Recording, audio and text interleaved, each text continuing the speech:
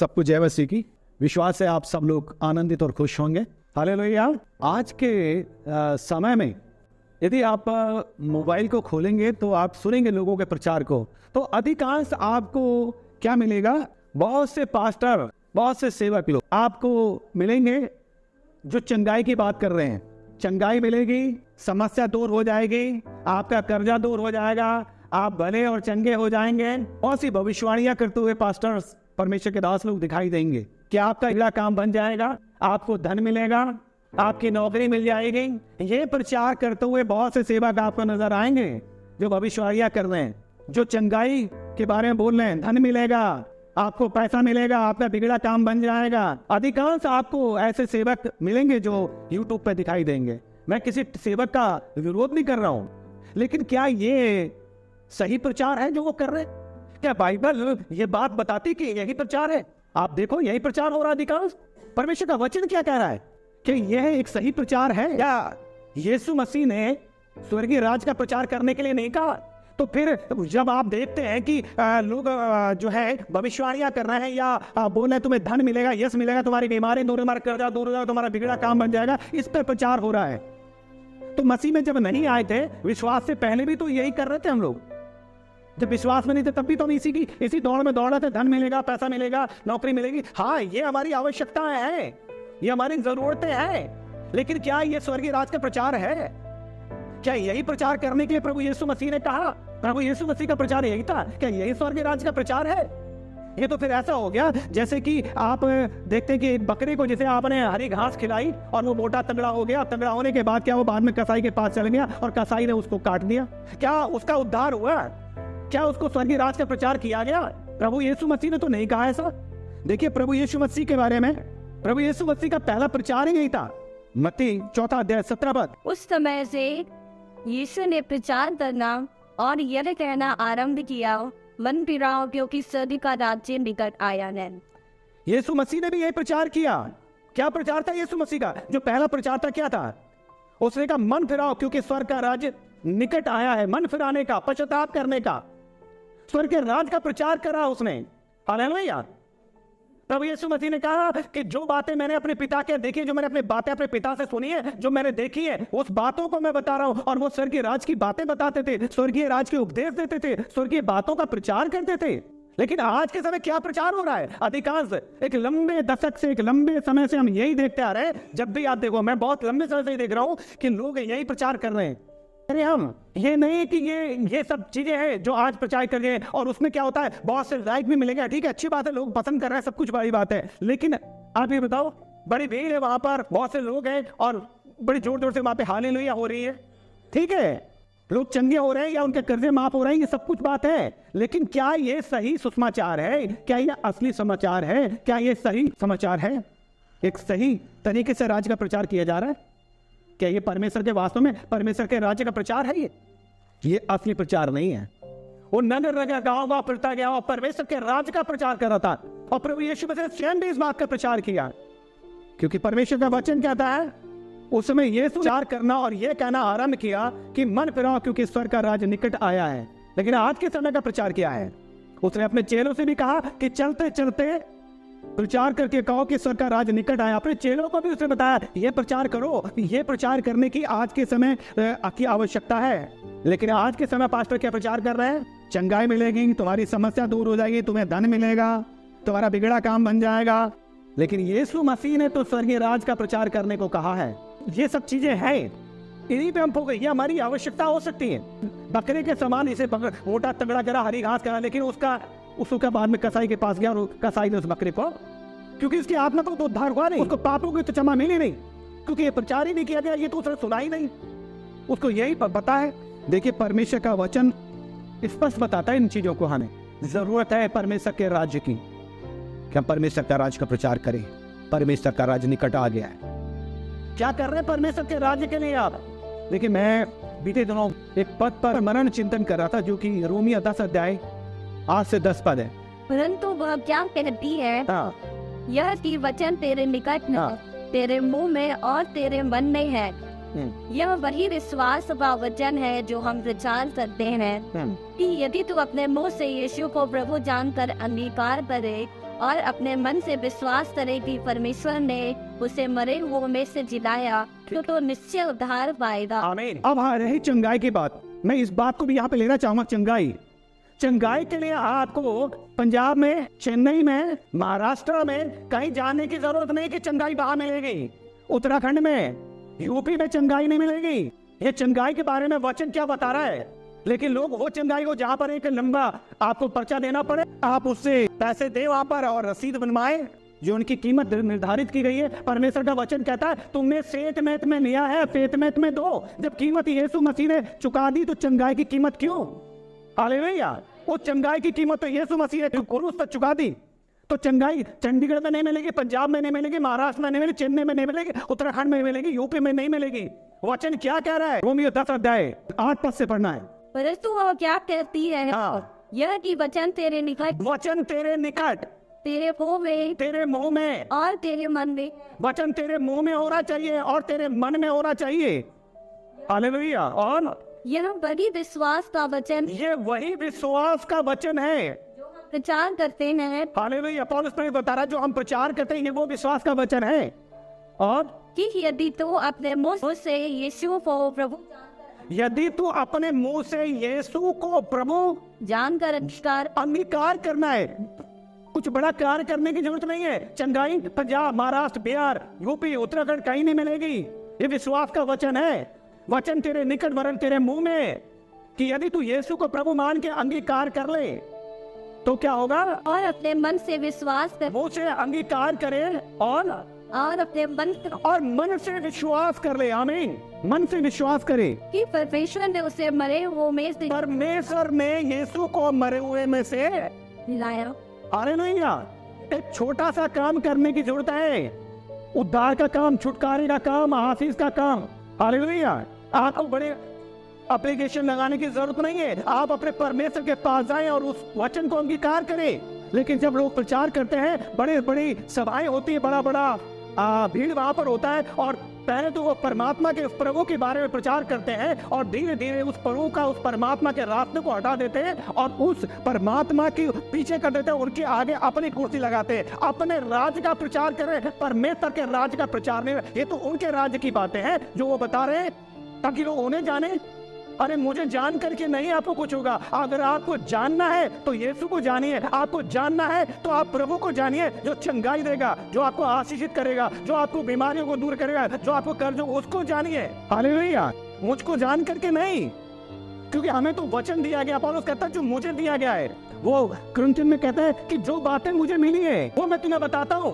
परमेश्वर की ओर से क्या मिला? प्रभु यीशु मसीह ने परमेश्वर लेकर, उसकी ओर से उपदेश लेकर के आए थे, उसकी ओर से बातें लेकर के, उसके राज्य की बातें लेकर के आए। उसके राज्य का प्रचार करो, स्वर्गीय राज्य का प्रचार करो। ये तो फिर आपका राज्य है कि आप उसको बता रहे हैं और लोगों को परमेश्वर का रास्ता आपने बंद कर दिया, क्योंकि आप उन्हें बता ही नहीं रहे। आप उन्हें ये नहीं बता रहे कि आप स्वयं में प्रार्थना करें। हालेलुया। क्योंकि खाली पादरी के लिए यीशु क्रूस पे नहीं चढ़ा, प्रचारक के लिए क्रूस पे नहीं चढ़ा, भविष्यवक्ता के लिए क्रूस पर नहीं चढ़ा। उस समस्त संसार के पापों का प्रायश्चित किया यीशु ने। इसलिए जो कोई यीशु पर विश्वास करेगा, जो कोई उसको अंगीकार करेगा, वो अवश्य उद्धार पाएगा। आमीन। तो आप तो फिर ये कर रहे हैं, वो पर्दा जो मंदिर के बीच में से फट गया था, आप फिर से उस पर्दे को खड़ा कर रहे हैं ताकि वो डायरेक्ट परमेश्वर से बातचीत ना करे। फिर से आप उसके आगे वो पर्दा डाल दे रहे हैं। अब आपका डायरेक्ट संबंध है, आप कहीं पर भी है। मान लिया जाए कि आप पास्टर से प्रार्थना करवा रहे हैं, मैं हूं, मेरी कलीसिया के लोग या जो भी पास्टर है, अगर वो पास्टर या परमेश्वर का दास आपको ऐसी जगह पर अपने आपके स्थान से आप 50 किलोमीटर दूर है या 100 किलोमीटर दूर है, आपको कोई प्रॉब्लम खड़ी हो गई, तो आपका पास्टर, प्रचारक या जो भी आपका अगुवा है, वो वहां पर आपके लिए प्रार्थना करने जाएगा। 100 किलोमीटर आपके लिए प्रॉब्लम आ गई, आप 200 किलोमीटर है, आप विदेश में है, वहां पर प्रॉब्लम आ गई, आप बस में है, वहां प्रॉब्लम आ गई, तो वहां पर कैसे पहुंचेगा? प्रभु यीशु मसीह हर जगह है, पास्टर हर जगह नहीं है, लेकिन यीशु हर जगह है। आमीन। वो पहुंचेगा जिसे आप पुकारोगे। लेकिन आपका विश्वास कहां पर है? वो विश्वास, अगर आपको उस पर विश्वास है, आपने उसको अंगीकार कर रखा है, वो वहां पहुंचेगा और वो चंगाई देगा। तो चंगाई आपको चेन्नई नहीं मिलेगी, चंगाई आपको महाराष्ट्र नहीं मिलेगी, चेन्नई आपको पंजाब नहीं मिलेगी, चंगाई आपको यूपी नहीं, उत्तराखंड में नहीं मिलेगी। वचन कहता है, रोमियो को पढ़ो आप। हालेलुया। आप उन वीडियो को देख के क्यों कर रहे हो? अरे आप परमेश्वर के लोग हो, आपको बराबर का, क्योंकि जितनों ने उसमें विश्वास किया उसने उन्हें अपनी संतान होने का अधिकार दिया। जब आप उसके बेटे और बेटियां में क्यों नहीं पुकारे अपने बाप को, क्यों नहीं उससे कह रहे हैं कि पिता मुझे चंगाई दे, मुझे छुटकारा दे। हालेलुया। आपको मालूम है मूसा का जो ससुर था यित्रो, जब मूसा न्याय करता था बड़ी बड़ी भीड़ शाम तक हो जाता था उसको, उसके ससुर यित्रो ने बताया कि तू ऐसे लोगों को चुन ले। अगर हम पढ़ना चाहें निर्गमन 18 अध्याय उसका 14 पद, यह देखकर कि मूसा लोगों के लिए क्या क्या करता है, उसके ससुर ने कहा वो क्या काम है जो तू लोगों के लिए करता है। उसके ससुर ने कहा ये क्या काम है जो तू शाम सुबह से लेकर शाम तक बैठा रहता है और ये क्या करता है, और क्या कारण है कि तू अकेला बैठा रहता है और लोग भोर से सांझ तक तेरे आसपास खड़े रहते, तेरे आसपास भोर से लेकर सांझ तक लोग खड़े रहते हैं, इतनी भीड़ रहती है। और मूसा ने अपने ससुर से कहा इसका कारण यह है कि लोग मेरे पास परमेश्वर से पूछने आते हैं।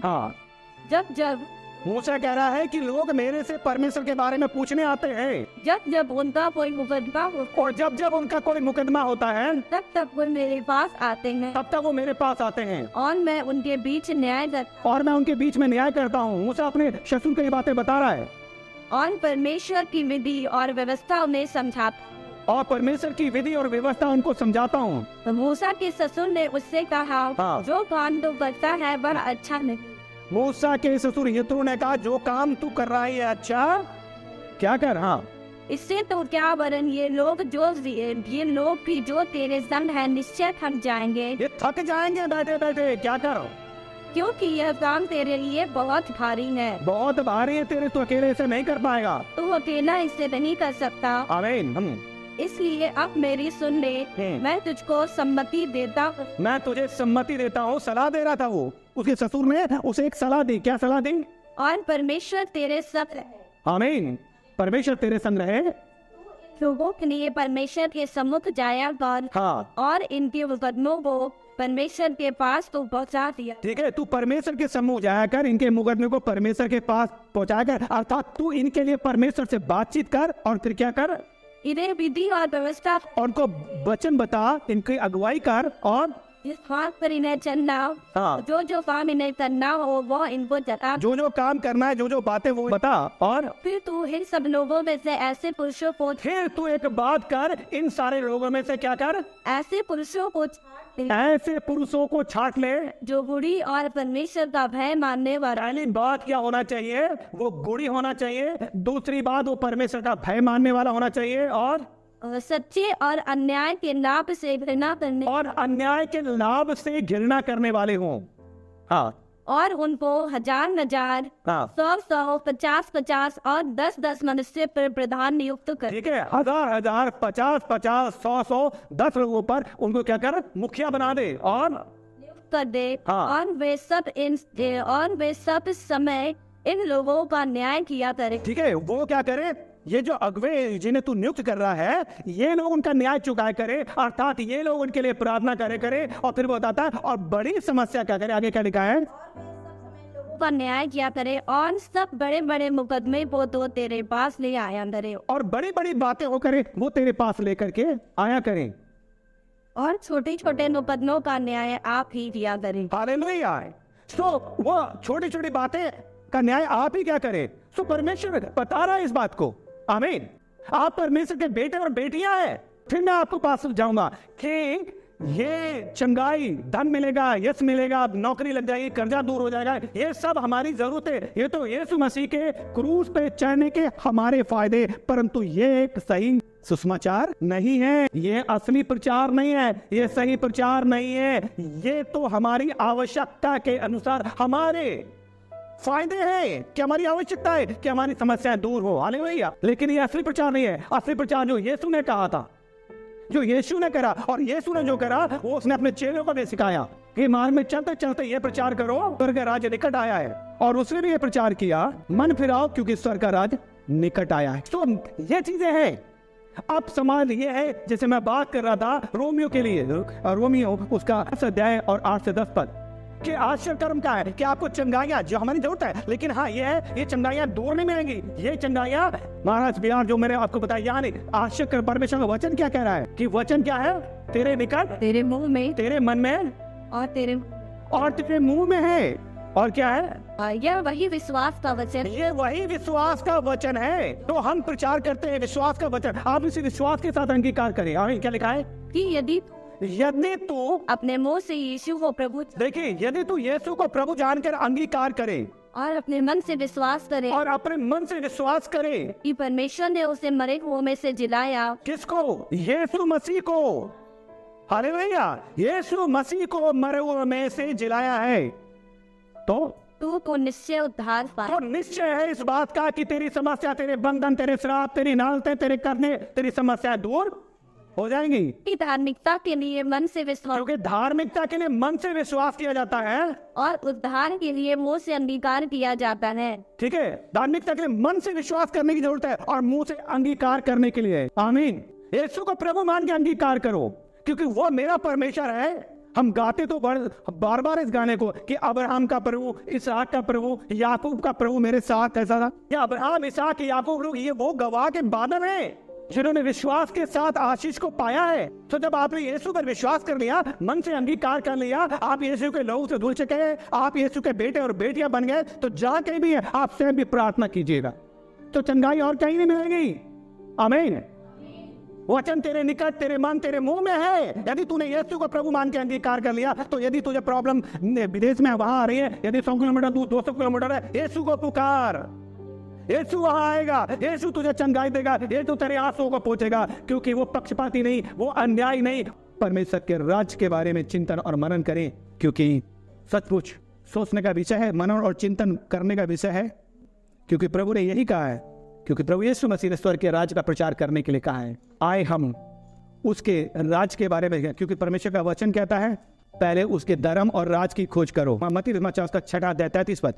इसलिए पहले तो परमेश्वर के राज्य और उसके धर्म की खोज, सबसे पहला काम ये करो कि उसके धर्म और राज की खोज करो, और तो ये वस्तुएं हाँ, तुम्हें मिल जाएंगी। ये वस्तुएं तुम्हें मिल जाएंगी। तुम्हारे कर्जे, समस्या, बीमारी, परेशानियां सब दूर रहेंगे। पहले क्या करो? उसके धर्म, उसके राज की खोज करो। हम क्या खोज कर रहे हैं? चंगाई कहाँ मिलेगी? पंजाब में मिलेगी, चेन्नई में मिलेगी, महाराष्ट्र में मिलेगी, तमिलनाडु में मिलेगी, उत्तराखंड में मिलेगी। कहाँ मिलेगी चंगाई? हालेलुया। उसने कहा यदि तू यीशु पर विश्वास करे, मुंह से अंगीकार करे, मन से विश्वास करे, तो तू निश्चय उद्धार। वचन तेरे निकट, तेरे मन वन, तेरे मुंह वन, तेरे मन में है कि यदि यीशु पे तू विश्वास करे तो तू निश्चय उद्धार पाएगा। हालेलुया। परमेश्वर का वचन कहता है पहले उसके धर्म और राज की खोज करो, तो जो तुम्हें चाहिए वो तुम्हें मिल जाएगा। सो आए हम उसके सर के राज के बारे में चिंतन मनन करें, क्योंकि जो प्रभु यीशु मसीह ने कहा, क्योंकि प्रभु यीशु मसीह ने स्वर्ग के राज्य के बारे में प्रचार करने के लिए कहा है। लेकिन आज जो हम सुन रहे हैं टीवियों पर और यूट्यूब पर दिखाई दे रहा है, तो वास्तव में ये कैसा सुसमाचार है, या ये किस राज्य का प्रचार हो रहा है? क्या ये बाइबल के अनुसार सही है? हाँ, मैं और आप चिंतन करें, क्योंकि परमेश्वर के राज्य में प्रवेश करना है, और जब आप उसके राज्य में प्रवेश लोगे तो ये सब चीजें तुम्हें यूं ही मिल जाएंगी। हालेलुया। प्रभु इस वचन के द्वारा आप सबको आशीष दे। जय मसीह की।